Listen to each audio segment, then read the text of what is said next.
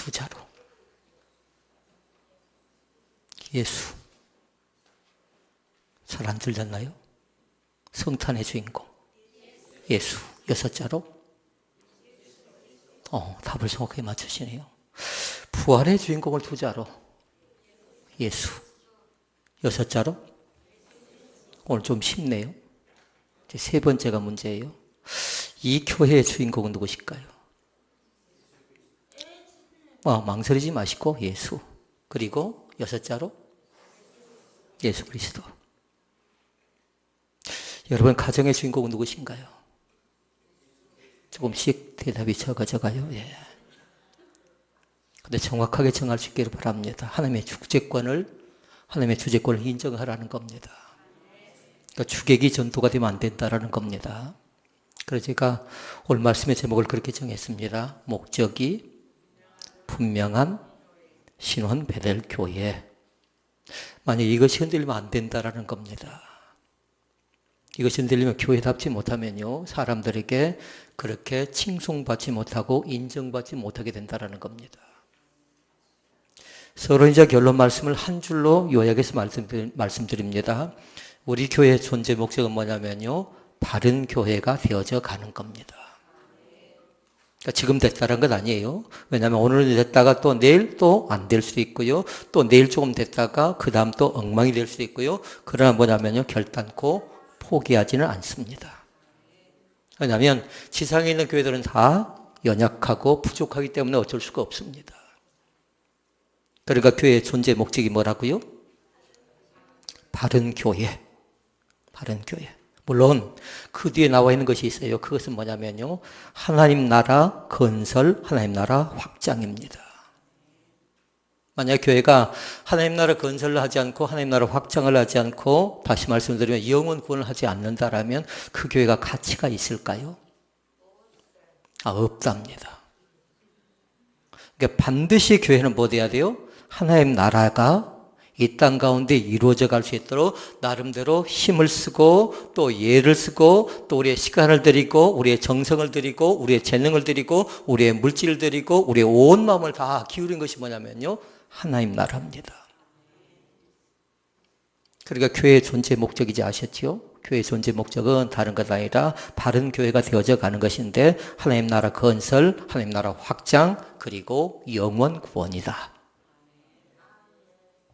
이것이 정리가 됐으면 나중에 서론 말씀이지만 결론 말씀도 제가 그렇게 나눌 겁니다. 결론 말씀도. 그런데 그걸 암송하지 마시고요, 나름대로 교회라는 것들은 다 그런 것이구나. 그러니까 교회를 그렇고 그런 교회로 싸구려 취급하지 마시라고요. 사람이 몇 사람이 모였든지 간에요, 오늘 또 거룩하고 존귀한 교회들이 나름대로 사투하면서요, 예를 써가면서 힘쓰는 교회들이 굉장히 많습니다. 어떤 데 사람이 좀 많이 모이기도 하고요, 어떤 데는 또 몇몇 사람이 모여서 예배를 드리기도 하고요. 그러나 감사한 건 뭐냐면요, 하나님께서 작다고 교회가 아니고 크다고 해서 교회고 그렇게 명명하지 않았다라는 겁니다. 그러니까 다시 말씀드리면 이 땅 가운데 예수 그리스도의 이름으로 모인 교회는 다 교회인 줄로 믿습니다. 그러나 복음과 상관이 없지요. 그것은 교회라고 얘기할 수 없습니다. 그러려면, 바른 교회가 되려고 하면 세 가지 것을 구비해야 됩니다. 목사인 제가 해야 될 것이 한 가지 있어요. 그건 뭐냐면요, 저는 신학을 바르게 해야 돼요. 그래서 전에 우리가 한번 말씀을 한번 나눈 적이 있습니다만, 바른 신학이 있어야 됩니다. 이유가 무엇일까요? 그것은 뭐냐면요, 늘 예배 중에 우리가 뭘 합니까? 메시지, 말씀을 듣습니다. 근데 메시지와 말씀의 바탕은 뭐냐면요, 신학이에요, 신학. 그러니까 하나님의 말씀을 바르게 선포하는 것은 어디서 나온다고요? 바른 신학. 어디서 신학을 공부했는가? 많이 했는가 적게 했는가, 그건 여러분이 살필 건 없어요.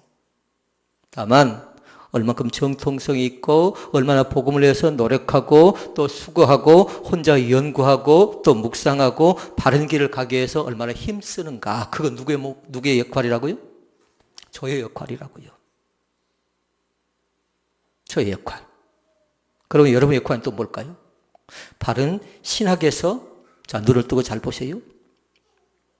바른 신학에서 그 다음에 뭐가 나올까요? 바른 신앙이 나옵니다. 신앙이. 왜 저 사람 신앙생활 저렇게 할까? 그러면 그 목회자가 그렇게 가르쳤을 가능성이 있다라는 겁니다. 그러니까 성도가 밖에 나가서 뭔가 문제를 일으키죠. 그러면 그 목사님은 무지 뜨끔한 겁니다. 아, 내가 잘못 살았구나, 잘못 가르쳤구나, 잘못 믿었구나, 교회를 바르게 인도하지 못했구나 하는 그 자책감이 드는 겁니다. 가정에서 부부싸움을 한다든가, 또 사업적인 안 돼서 좀 어려움을 겪는다든가, 또 성도와 성도끼리 뭔가 문제가 생겨났다든가, 그럴 땐 다 그 이면 속에 책임이 누가 있다고요? 목회자가 내가 그 가정을 위해서 철저하게 더 양육하고 훈련하고 말씀을 더 권면하고 살펴나가야 되는데 그러지 못했다는 자책감이 들어요. 굉장히 어렵죠. 그러니까 신앙 자체는 어떤 신앙이 좋다고요? 바른 신앙을 가져라는 게 좋습니다. 바른 신앙. 또 한 가지가 있습니다. 바른 신학이 있는가 하면 바른 신앙이 있고 그 다음에 우리는 뭐 하냐면요. 그걸 가지고 세상 속으로 들어가는 겁니다. 이 거룩한 교회가 이제 뭐냐면 세상 속으로 들어간다고요. 그걸 부자로 생활, 삶을 가지고 들어가는 겁니다. 우리 교회는 그 세 가지 것이 있어야 돼요. 바른 신학이 있어야 되고, 그리고 바른 신앙이 있어야 되고, 그리고 또 한 가지는 바른 생활이 있어야 될 줄로 믿습니다. 그래야 아까 서두에 우리 한 줄로 적어놓으라고 했어요. 어떤 교회가 된다고요?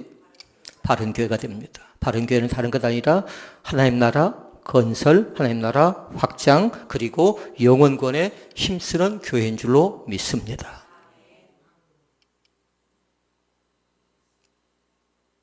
이게 서로 이제 결론적인 말씀이에요. 이게 결론도 제가 그렇게 내릴 거예요. 교회의 존재 목적이 뭡니까? 물어보면 여러분 그렇게 대답해야 하는데 하나님 나라라고 대답할 수 있어야 되고요. 영원 구원이라고 대답할 수 있어야 되고요. 하나님 나라 건설 확장, 하나님 나라 건설하는 데서 힘쓰고 애쓰는 것이 바로 이 교회의 목표자, 목적이라는 사실을 잃어버려서는 안 되겠습니다.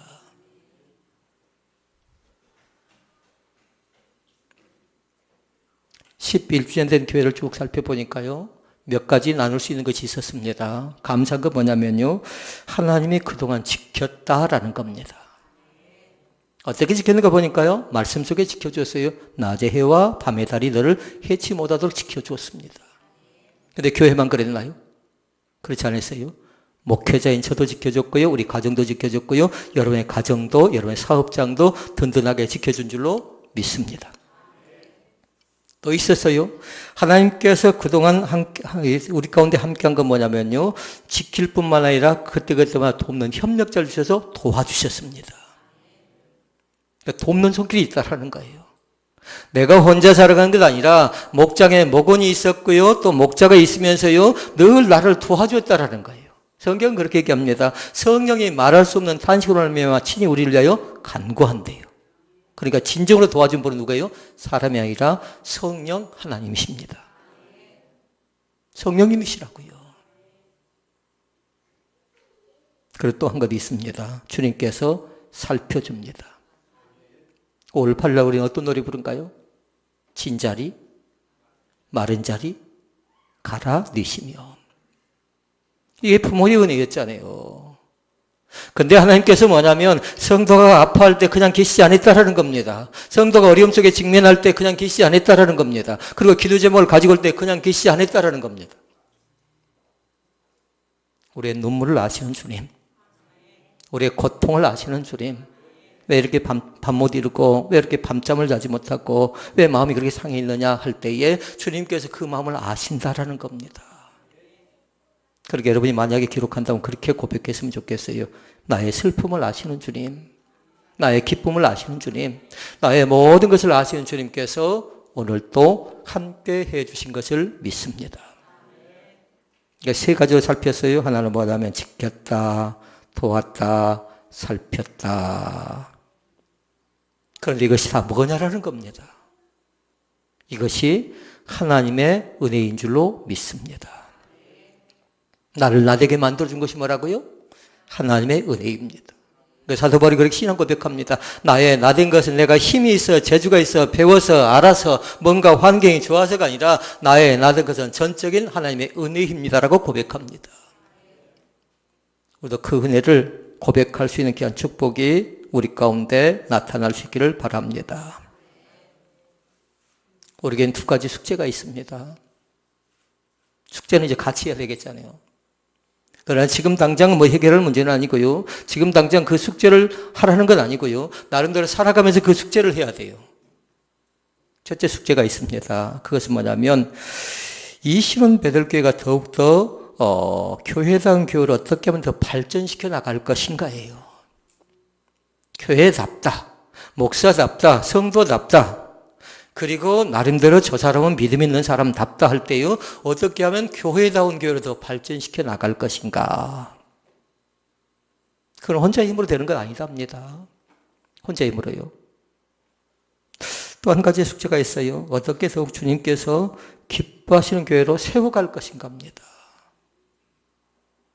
그렇게 다시 말씀드리면 이 교회 자체가 주님이 기뻐하시는 교회, 이 예배도 마찬가지 주님이 기뻐하시는 예배잖아요. 그런데 어떻게 하면 주님을 기쁘시게 할 것인가, 이거를 우리가 늘 고민하고 늘 숙제로 안고 살아갑니다. 교회다운 교회로 발전시켜 나가고, 그리고 하나님이 기뻐하시는 교회로 세워나가고, 이걸 세우신 목적이라고요.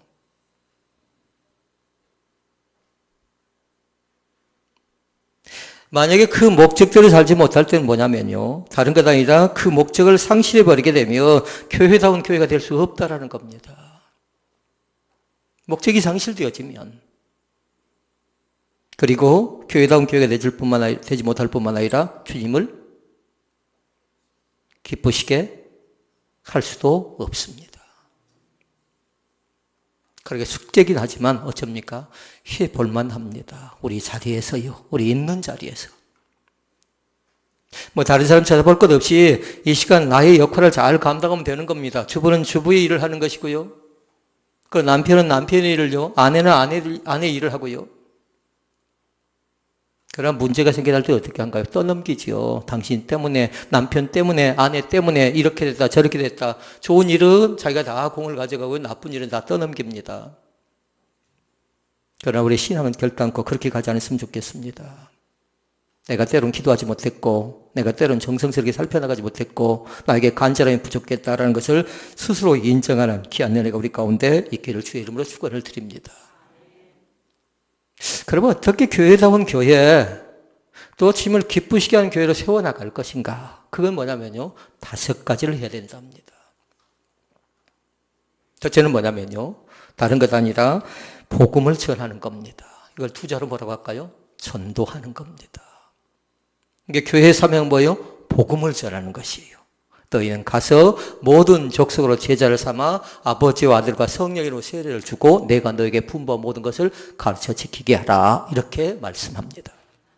오직 성령이 너에게 임하시면 너희가 권능을 받고 예루살렘과 온 유대와 사마리아 땅끝까지 이르러 복음의 증인이 되래요. 그러니까 여호와의 증인들은 그 증인 되려고 어쩝니까? 두 명씩 짝지어서 가정가정만 다니는데요. 우리에게 좀 부족한 거 있잖아요. 이게 복음을 전하는 겁니다. 오늘도 만나는 사람에게 저 사람의 복음이 있는가 없는가 그걸 살펴보라고요. 실롬에 한 형제가 있는데 지금 사투를 벌리고 있어요. 아마 오늘 안에 뭔가 하나님 나라에 갈 수도 있을 것 같아요. 며칠 전부터 저에게 이 기도 제목을 들어왔습니다. 그런데 감사한 건 뭐냐면요, 그 자신이 하나님을 알고 있다라는 거예요. 그러니까 그렇게 슬퍼하진 않아요. 속상하진 않아요. 연고가 없습니다. 누군가 장례식을 치러줘야 하는데 우리가 얼마든지 해줄 수 있습니다. 제가 목사님 가서 장례 집례하면 되는 거죠. 그런데 감사하게도요, 그 자신이 누군가를 통해서 복음을 받아들이고 복음을 아는 사람이에요. 오늘도 마찬가지입니다. 복음을 아는 사람. 나는 복음을 아는 사람이라고요. 나는 그 복음을 믿습니다. 고백하는 사람. 알았으면, 믿었으면 그것을 전하는 사람입니다. 그것이 뭐냐면 복음을 전한다는 건 다른 것 아니에요. 주님의 왕 되심을 선포하는 겁니다. 하나님의 아들 독생자 예수 그리스도를 이 땅 가운데 오셨다라는 것이고요. 부활하셨다는 것이고, 그리고 이 땅 가운데 오셨다가 3일 만에 부활하셨을 뿐만 아니라 성천하셔서 다시 이 땅 가운데 재림하십니다. 믿습니까? 그러니까 복음을 전하는 것이 첫 번째고요. 그냥 두 번째 해야 될 것이 있답니다. 두 번째는 뭐냐면요. 하나님이 부르시는 사람이 누굴까요? 하나님이 찾는 사람이 누굴까요? 예배자입니다.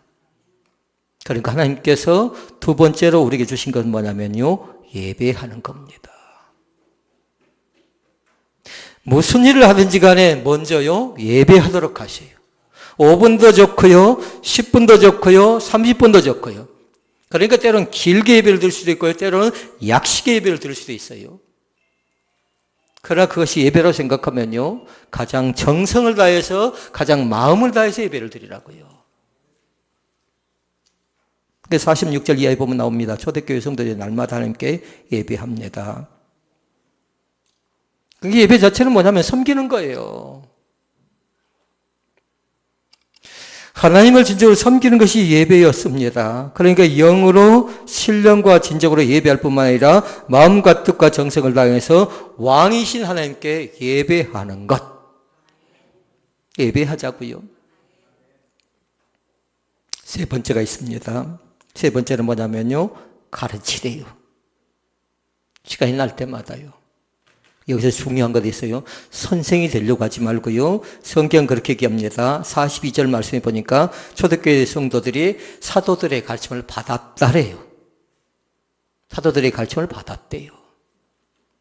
그러니까 중요한 말씀이지요.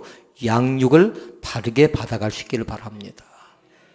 그리고 이것은 첫 번째로 올라가요. 제일 처음에. 그래서 바른 신학에서 바른 신앙이 나오고 바른 생활이 나오는데 처음 거에 잘못되면 어쩝니까?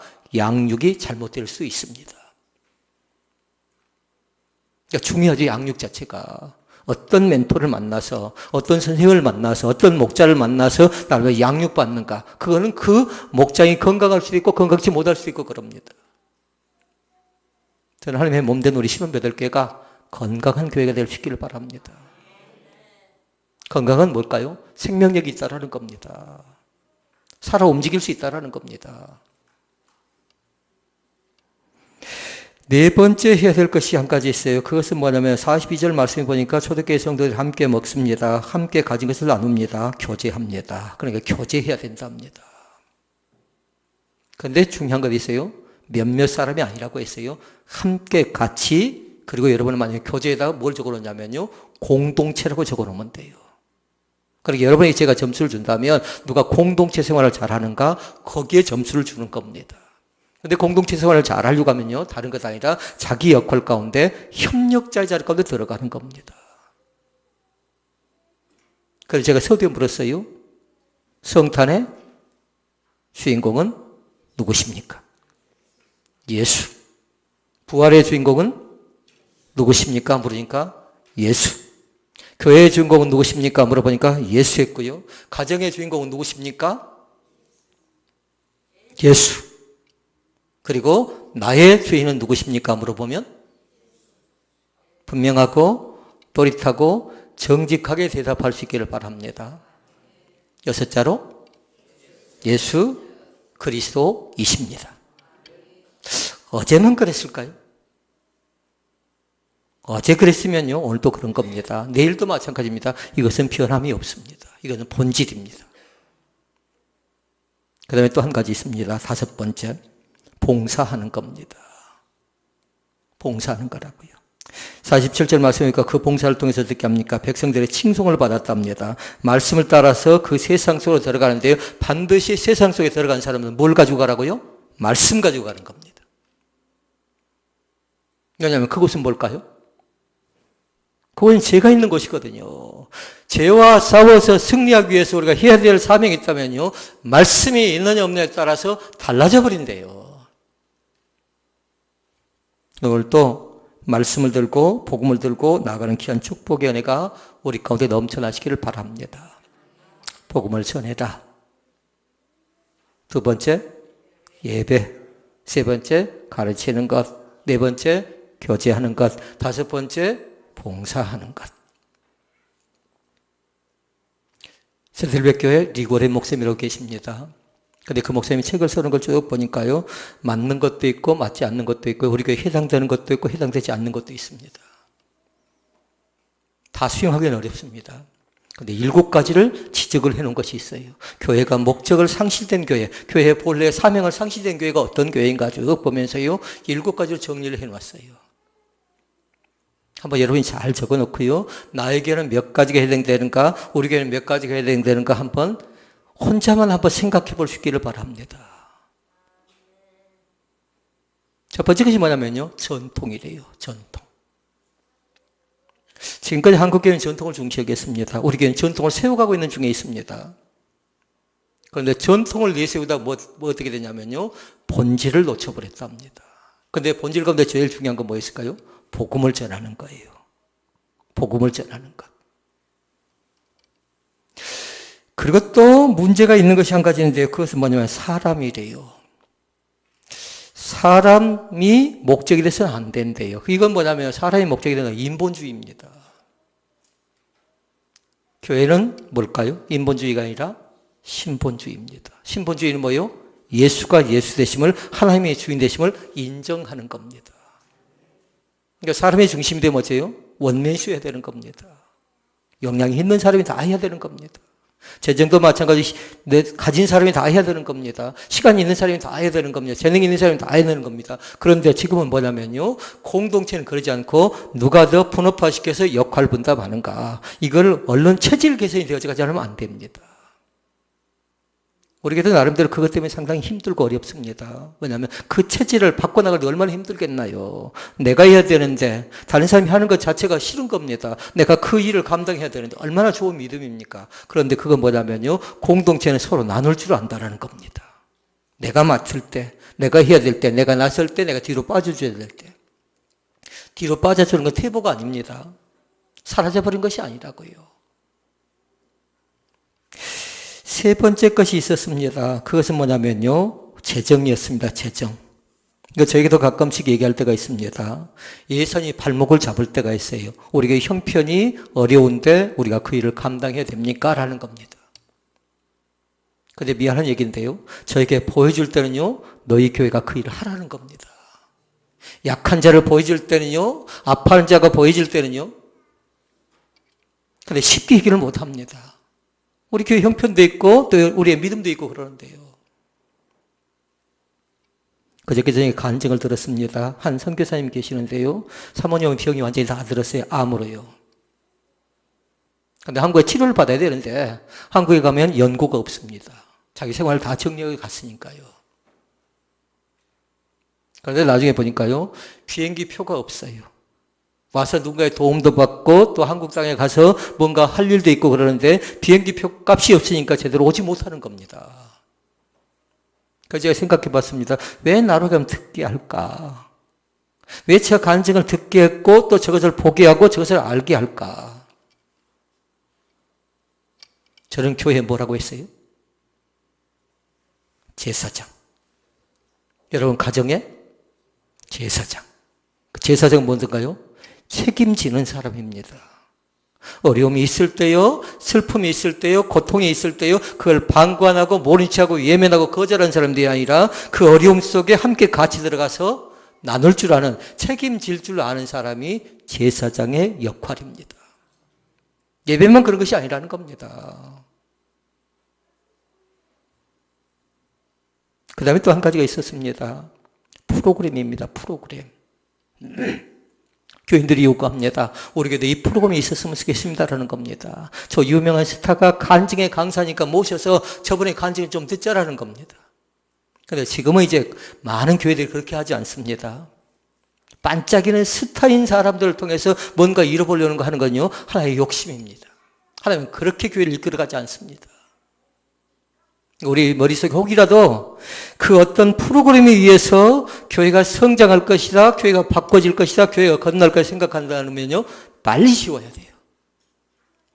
교회는 철저하게 뭐든가요? 마태복음 28장 19절로 20절을 통해서 해나가십니다. 뭘까요?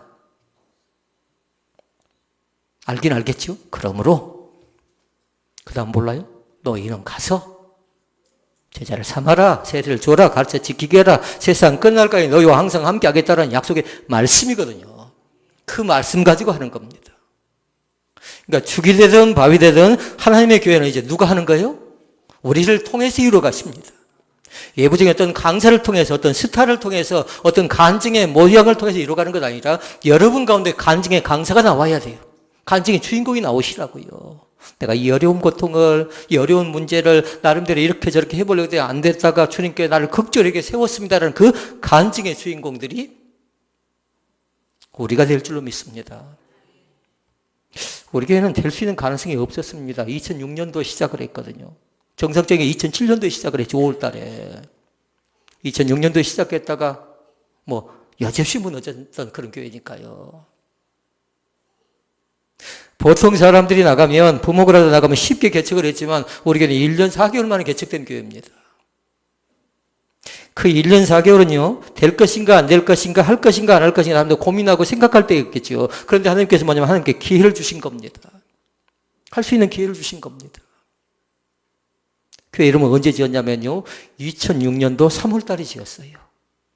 2007년도 5월 달에 개척을 했는데, 과테말라에 제가 선교여행 갔는데요, 거기에서 이미 이름을 지어놨습니다. 교회를 하나님께서 허락하시면, 개척교회를 할 수 있도록 허락하시면 이런 이름을 가지고 시작하겠습니다라고 2006년도 3월 달에 과테말라에 갔는데 한 예배 장소에 가서 거기에서 제가 은혜를 받고요, 거기에서 이름을 지었어요. 앞으로 개성공단에 가면요, 신원이라는 그 이름을 가지고 들어갈 사업체가 있습니다. 앞에 뭐라고 써져 있을까요? 영업장에 딱 가면 앞에 주일은 쉽니다.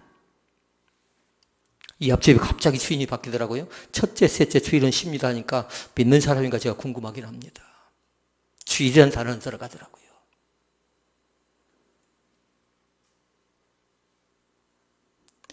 잘 보라고요. 프로그램이 아니라는 겁니다. 프로그램이. 5번째가 있습니다. 5번째는 뭐냐면요, 건물입니다. 건물. 건물 짓는 것. 그리고 건물을 보존하는 데 신경 쓰느라 전혀 교회가 나름대로 그 목적을 상실할 때가 있다는 겁니다. 우리도 여기에 해당이 될 수도 있습니다. 6번째는 뭐냐면요, 다른 것 아니라 행사입니다. 행사. 교회가 계속해서 뭔가 행사를 치러내지요. 행사를. 근데 그 행사 자체도 뭐든가요? 영원 구원의 일입니다. 마지막 7번째가 있다면요, 그것은 뭐냐면 구도자입니다. 하나님을 알지 못한 자를 어떻게 끌어들일 것인가. 그러니까 이건 뭐냐면 양적 성장이 아니라, 질적 성장이 아니라 양적 성장을 꿈꾼다라는 겁니다. 그러니까 이 7가지는 뭐냐면 한국 교회의 모순을 지적했던, 또 세계교회의 모습을, 이 모순된 걸 지적했던 그런 내용의 말씀입니다. 전통이라든가 사람이라든가 재정이라든가 프로그램, 그리고 건물, 그리고 행사, 구도자. 맞는 것도 있고요, 맞지 않는 것도 있고, 버릴 것도 있고, 취할 것도 있습니다. 좋은 것은요, 얼마든지 본받아서 그걸 살려나가자고요. 회복해 나가자고요, 그것 자체를.